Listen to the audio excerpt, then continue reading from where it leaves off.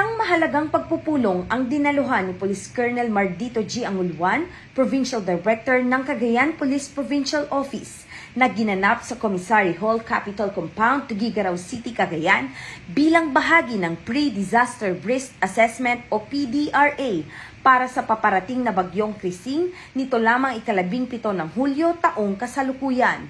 Nagtipon-tipon sa nasabing pagpupulong ang mga kinatawan ng iba't ibang ahensya ng gobyerno kasama na ang mga opisyal mula sa lokal na pamahalaan at mga kinatawan ng iba't ibang mga barangay. Ang PDRA ay isang mahalagang hakbang upang matiyak ang kaligtasan at kapakanan ng mga mamamayan sa lalawigan. Layunin nito na masuri ang mga potensyal na epekto ng bagyo mula sa pinsalang maaaring idulot nito sa mga infrastruktura hanggang sa panganib sa buhay at ari-arian ng mga residente. Sa pamamagitan ng masusing pagsusuri, makakalikha ang mga kinauukulang ahensya ng mas epektibo at maayos na plano para sa paghahanda at pagtugon sa anumang sakuna.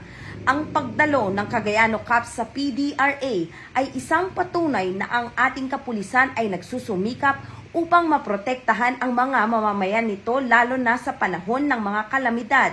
Ito ay isang hakbang tungo sa isang ligtas at maunlad na Cagayan. Mula dito sa Tuguegarao City Evacuation Center, ako ang iyong PNN correspondent, Patrol Woman Ming Lorenzo. Alagad ng batas, tagataguyod ng balitang pulis.